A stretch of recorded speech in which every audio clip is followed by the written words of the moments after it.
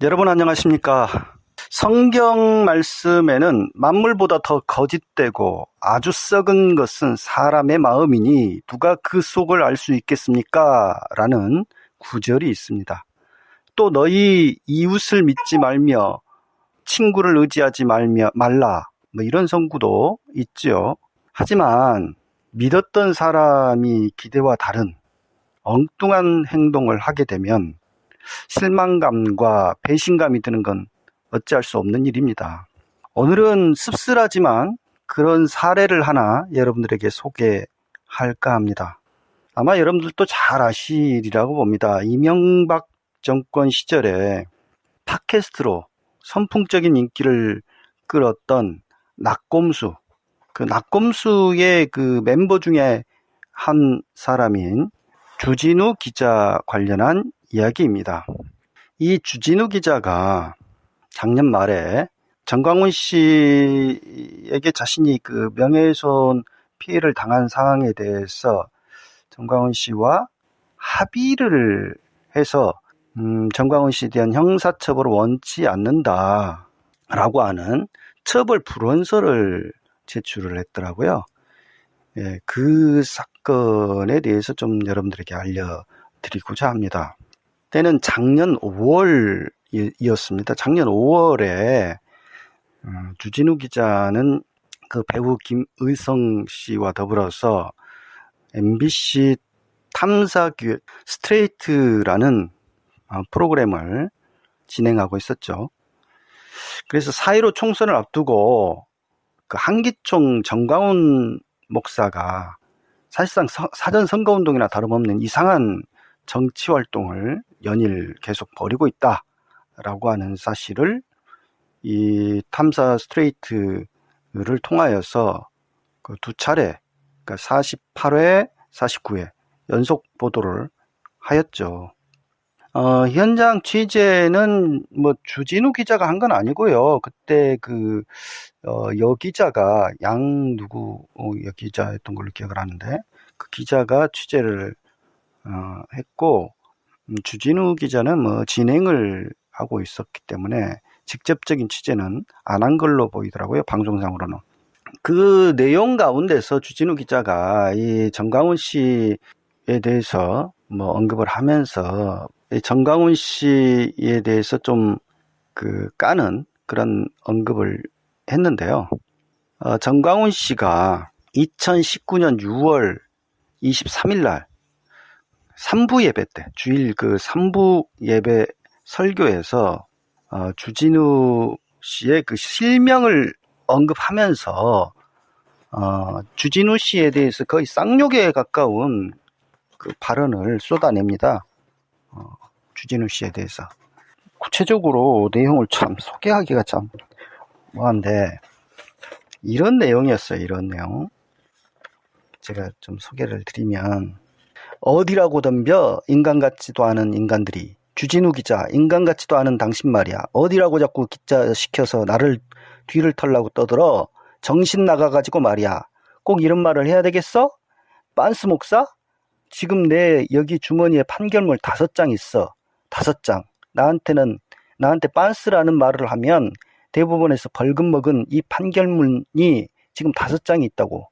왜 사실이 아닌 거를 자꾸 떠들어. 주진우, 당신 말이야. 나를 30분 동안 욕했지? 방송에서 빤스라고. 당신 그 범죄행위 그만둬.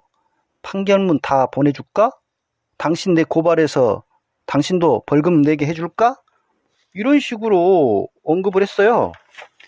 그러니까 이게 무슨 설교 시간에 할 이야기가 전혀 아니지 않습니까? 근데 뭐 워낙 막말을 일삼는 그런 자다 보니까 뭐 이런 것을 스스럼 없이 하고 또 사실 이 발언을 그렇게 할 때에 근데 그 정광훈 씨 그 교회 다니는 신자들도 너무 오버한다라는 생각을 했는지 좀 분위기가 갑자기 그냥 싸늘해지더라고요. 그 영상을 보면 그렇게 발언을 했습니다. 그러니까 말하자면은 주진우 씨의 실명을 언급하면서 인간 같지도 않은 당신, 정신 나간 사람, 뭐 자꾸 기자를 시켜서 나의 뒤를 털라고 했다. 또 방송에서 나를 30분 동안 욕했다. 뭐 이런 식의 허위사실로 그 주기자의 명예훼손을 하는 발언을 한 거예요. 근데 이 내용이 자기 교회에서만 그친 게 아니고 유튜브 채널 그때 당시 지금도 뭐 운영하고 있습니다만 사랑제일교회가 운영하는 그 청교도 TV라고 있거든요. 그 채널을 통해서 널리 알려졌어요. 예, 그러니까 정보통신망법에 의한 명예훼손, 허위사실 유포에 따른 명예훼손에 딱 걸린 거죠. 그래서 이게 이제 경찰 제3자에 의해서 이제 경찰 고발이 이루어졌고, 경찰에서는 이제 전 씨에 대한 수사를 계속했죠. 그래서 정광훈 씨를 출석을 계속 요구를 했는데 집회 일정이 있어가지고 뭐 바빠서 출석을 못한다라고 계속 출석을 미뤘던 거예요. 근데 뭐 집회 일정이 계속돼 있기 때문에 작년 내내 뭐 그러고 다녔잖아요. 잘 아시다시피. 그래서 경찰로서는 더 이상 미룰 수가 없고 뭐 한정 없이 그렇게 할 수가 없을 것 같아가지고 뭔가 이제 매듭을 지으려고 했던 시점이었습니다. 그러니까 뭐 사실관계를 다 확인했고 분명히 그 명예훼손 한 것이 허위사실 유포에 의한 명예훼손 한 것이 틀림없고, 그러니까 이제 피해 당사자인 주진우 씨가 처벌을 원한다라고 하는 의사를 밝히면 이제 정광훈 씨는 뭐 어쩔 수 없이 이제 뭐 처벌을 받을 수밖에 없는 상황이었어요. 현행법상 명예훼손죄는 어떻게 되냐면, 그러니까 허위사실 유포에 의한 명예훼손의 경우는 그러니까 공연히 허위의 사실을 적시해서 사람 명예를 훼손한 자는 5년 이하의 징역, 10년 이하의 자격 정지 또는 1천만 원 이하의 벌금형에 처하게 되어 있습니다. 형법 307조 제2항에 그렇게 되어 있어요. 근데 이게 이제 명예훼손죄라고 하는 것이, 명예훼손죄의 경우는 물론 제3자가 고발할 수가 있고요. 그러긴 합니다. 하지만 그 피해 당사자가 처벌을 원하면 처벌할 수 있는 것이고 처벌을 원치 않으면 처벌할 수 없는, 그걸 이제 반의사불벌죄라고 그래요. 반의사불벌죄에 해당합니다. 모욕죄의 경우는 명예훼손과 비슷하지만 좀 또 다른데, 모욕죄의 경우는 그 피해 당사자만이 또 고소를 할 수가 있어요. 근데 이거는 이제 명예훼손이기 때문에 제3자가 고발을 해도 상관은 없는데, 문제는 그 피해 당사자인 주진우 씨가 어떤 뜻을 가지고 있느냐라고 하는 것이죠. 근데 이 주진우 씨가 작년 12월 4일 날 그 정광훈 씨 담당 변호인을 통해 가지고, 그러니까 법무법인 뭐 추양 가을 햇살이라고 하는 그 담당 변호인을 통해서 피해자 주진우가 피의자 정광훈에 대해 형사처벌을 원치 않는다는 내용의 그 처벌불원서, 곧 합의서를 우편으로 제출하였어요. 그러니까 이게 참 그동안 애써서 그 고발을 하고 조사를 받고 또 그 수사를 하고 해왔던 그 경찰이나 그 고발인은 한마디로 말해서 시쳇말로 닥쳤던 개 돼버린 거죠. 에? 그런 셈이에요. 그래서 경찰이 이튿날 주진우 기자에게 직접 전화를 해서 피의자 정광훈에 대해서 처벌 불원서를 제출한 게 맞느냐? 맞다. 그러니까 자필로 제출한 게 맞느냐? 그러니까 쓴 게 지금 제출한 게 자신이 쓴 게 맞느냐? 맞다.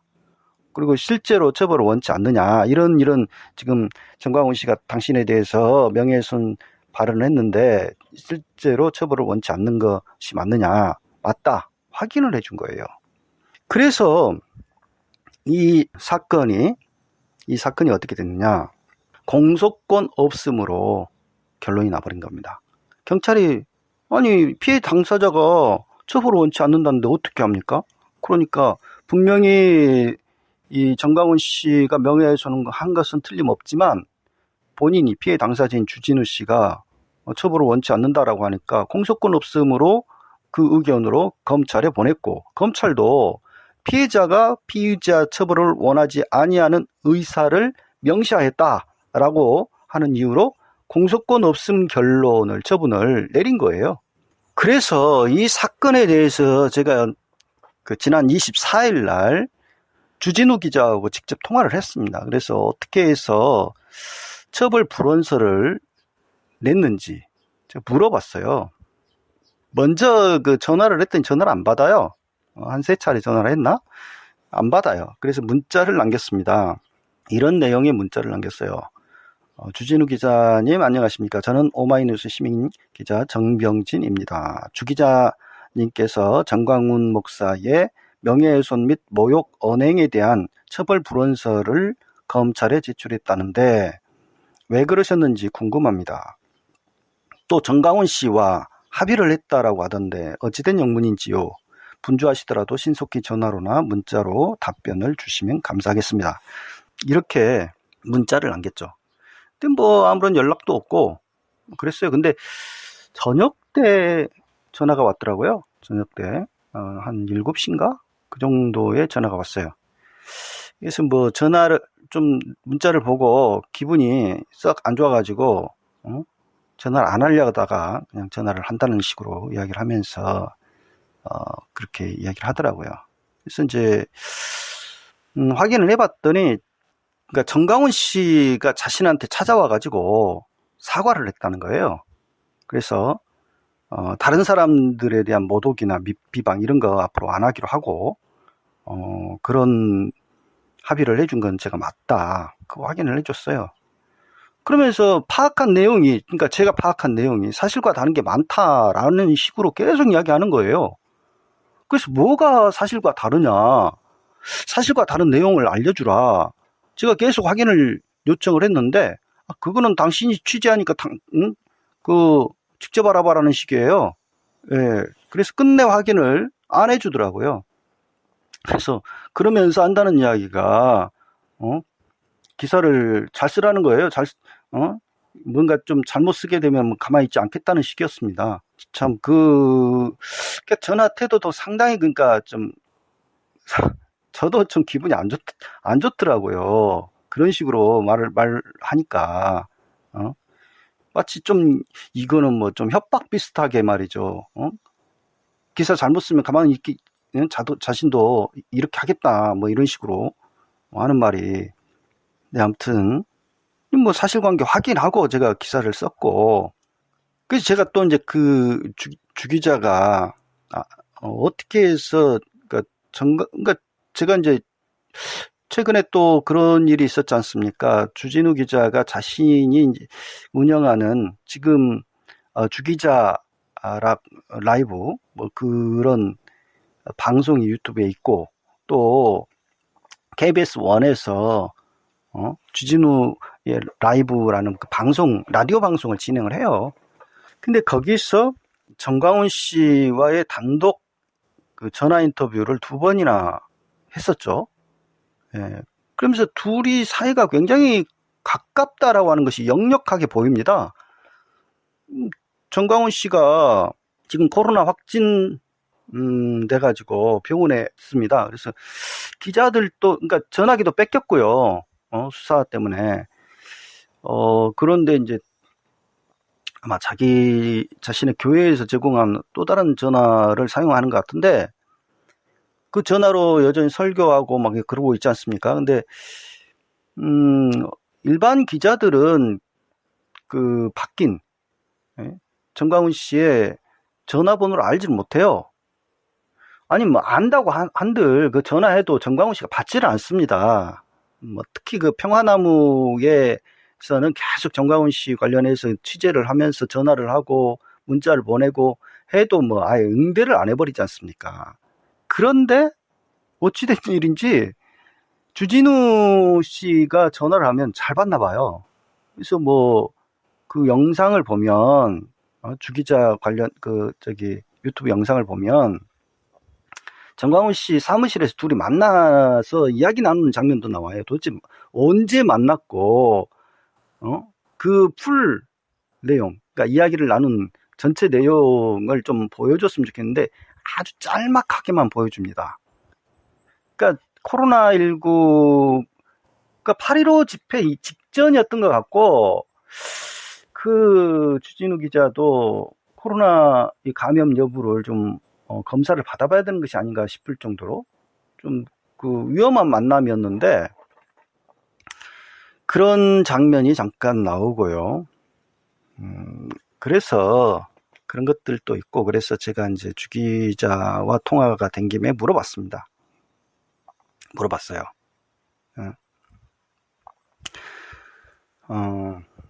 얼마 전에 올린 유튜브 영상을 보면 최근 정광훈 목사를 직접 만난 것 같기도 하고, 또 정광훈 씨와 전화 통화도 하는 장면들이 나오던데, 혹시 그런 인연으로, 그러니까 곧 정광훈 씨를 이전에 봐준 거, 처벌 불원서 제출해가지고 처벌받을 수 있었는데 불구하고 그때 처벌을 면하게 해준 그 인연으로 둘 사이가 급속 친해진 건지 물어봤어요. 그랬더니 주 기자가 하는 이야기가 그런 거 아니다는 거예요. 자신이 2000년대부터 종교, 특히 보수 기독교계를 오랫동안 취재해왔다. 그쪽에서는 자신을 사탄이라고 저를 욕하고 비방했다. 그때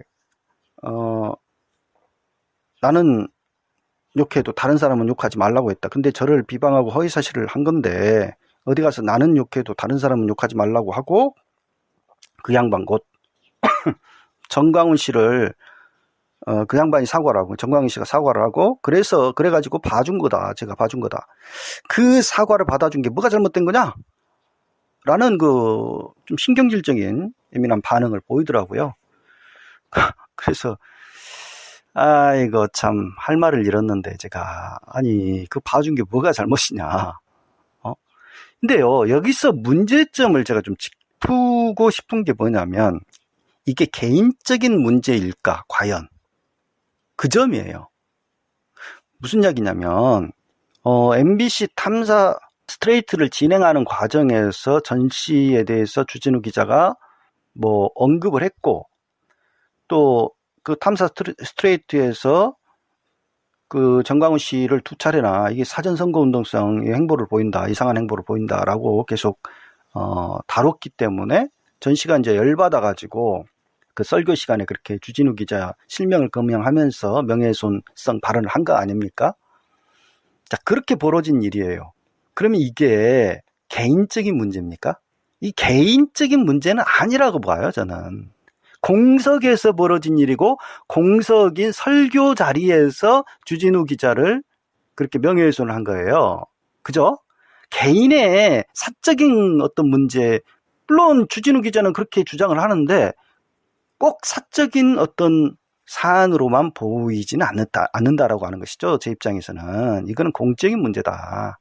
공적인 업무를 하다가 벌어진 일이기 때문에 둘 다. 그렇다면은 정광훈 씨가 주진우 기자에게 했던 그 명예훼손 발언에 대해서 과연 이것을 합의로 그를 용서할 건지 말 건지 MBC 그 탐사 스트레이트 적어도 팀과 의논을 해서 결정을 하든지 그랬어야지 맞지 않는가. 적어도 아니면 다른 사람들하고 좀 이걸 의논을 해서 결정을 했으면 더 좋았지 않았을까, 이런 생각을 해봐요. 자신이 용서하고 싶은 마음이 있다 하더라도.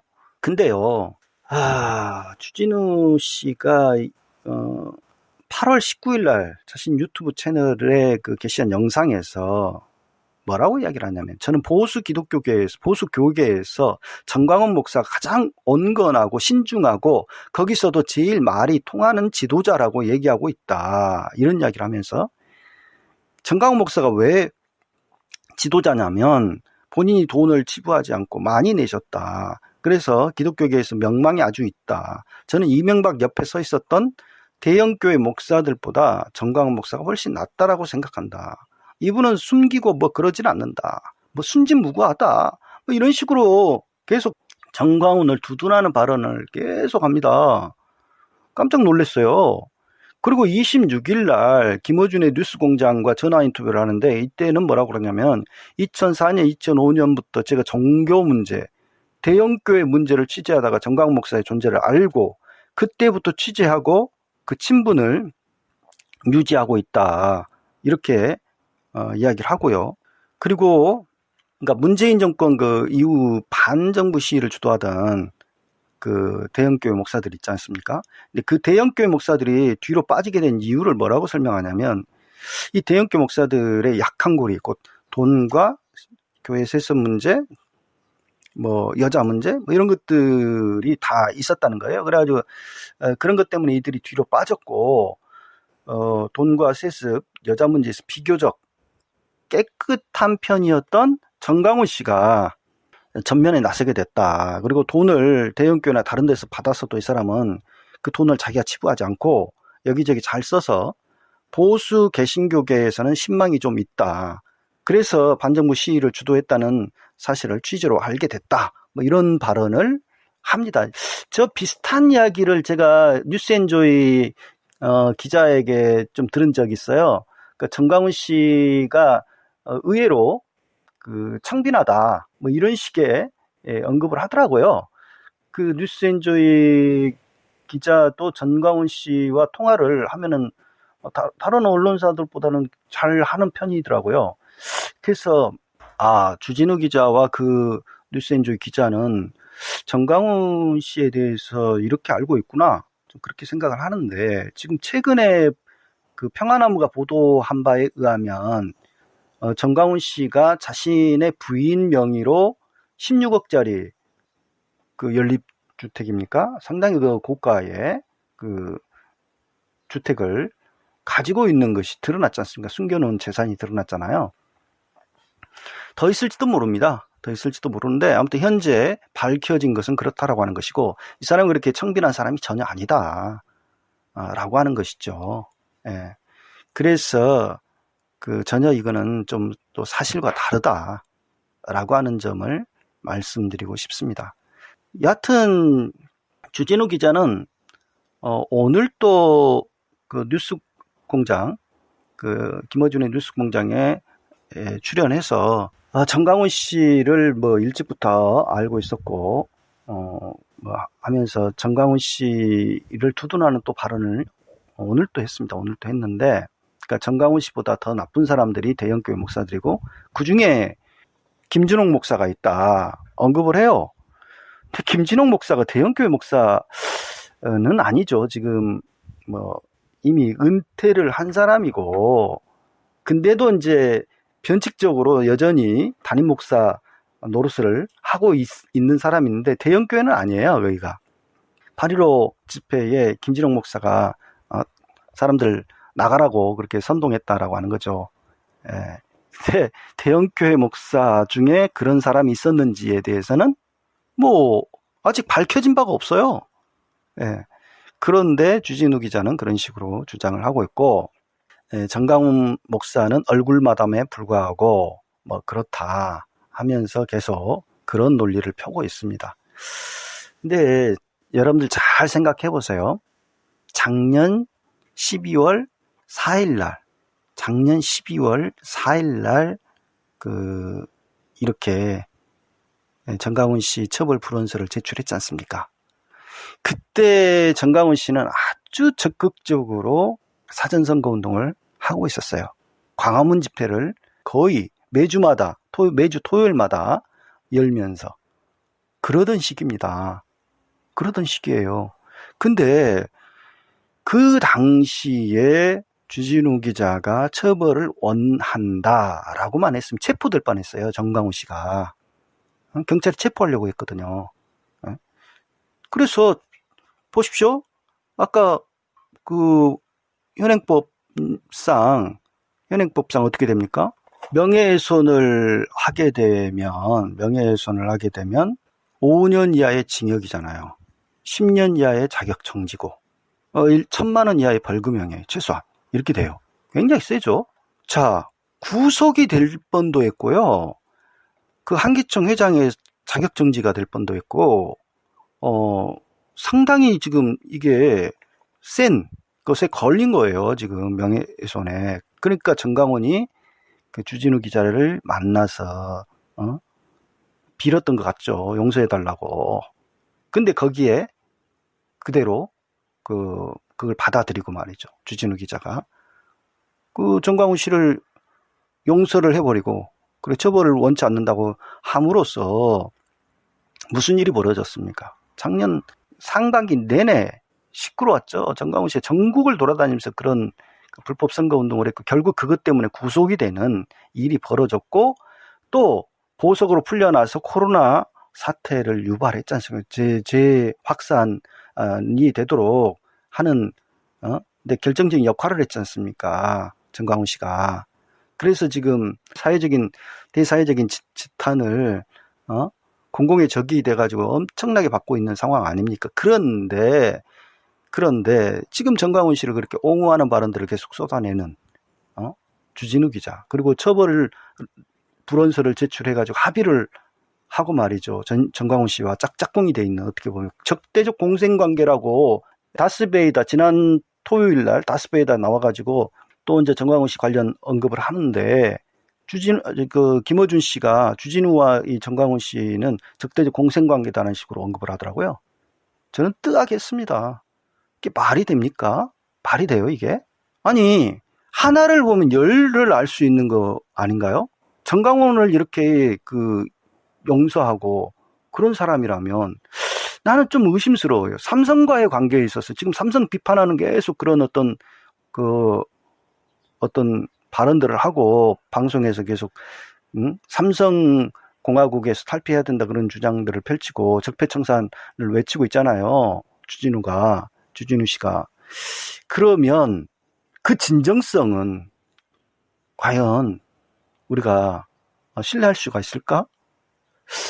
또 누군가 돈을 갖다 주면서 내지는 봐달라고 이런저런 어떤 걸로 회유를 했을 때 넘어가지 않을까? 좀 의심스럽다는 거죠. 정강훈 씨도 주진우 기자에게 한 뭉치 돈을 주려고 그랬대요. 그때 만났을 때. 안 받았다고는 하는데 다행히. 받았으면 정말 밥 멍청이죠. 근데 어쨌든 그 일로 인해서 그 일을 계기로 정강훈 씨와 급속 친해지었다라고 하는 것은 정황상 드러났지 않습니까? 근데 저한테는 그 일로 친해진 거 아니다라고 그렇게 잡아떼더라고요.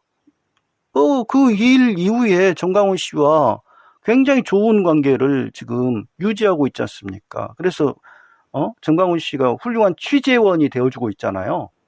서로 적대적인 그야말로 공생관계 적대적인가 이게 악어와 악어새 관계가 아닌가 좀 그런 생각이 드는데 아무튼 그런 일이 기이한 일이 벌어졌어요. 근데 이것을 다룰 언론이 없더라고요.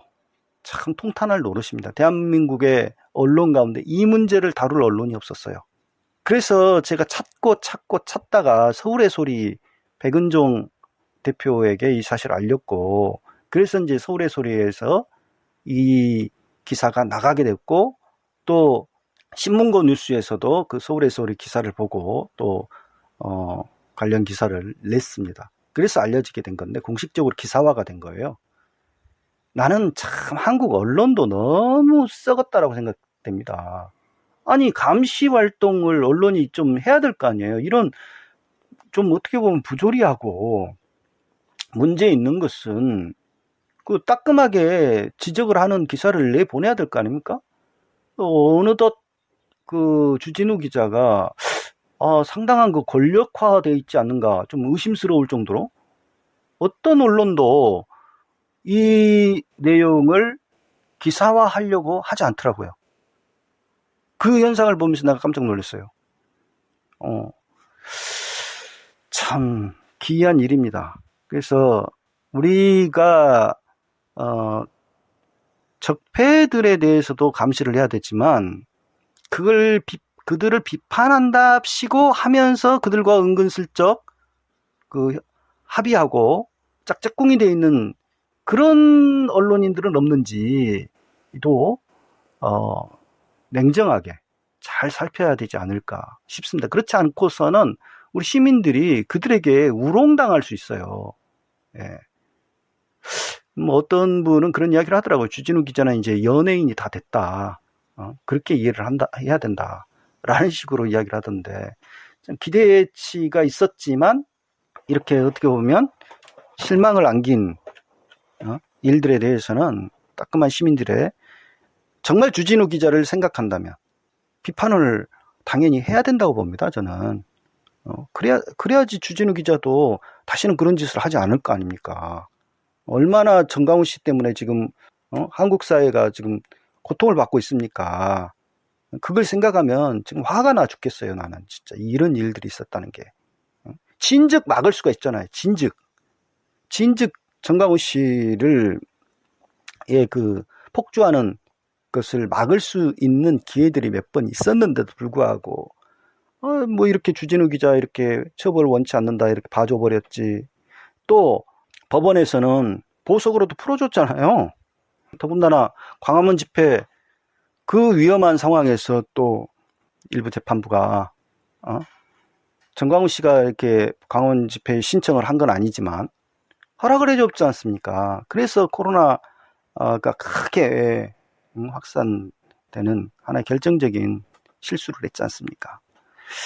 이런 것들이 참 잠시 누군가의 오판을 하게 되면 뭐 조그마한 구멍 하나로도 뚝이 무너져요. 예. 좀 그런 생각을 하면 너무나도 안타깝습니다. 너무나도. 그래서 여러분들에게 이 소식을 전합니다. 감사합니다. 팔팔하게 달려요. 88 대리운전 061-681-8888 1,000원씩 기부하는 대리운전 88 대리운전 061-681-8888 팔팔하게 달려요. 88 대리운전 061-681-8888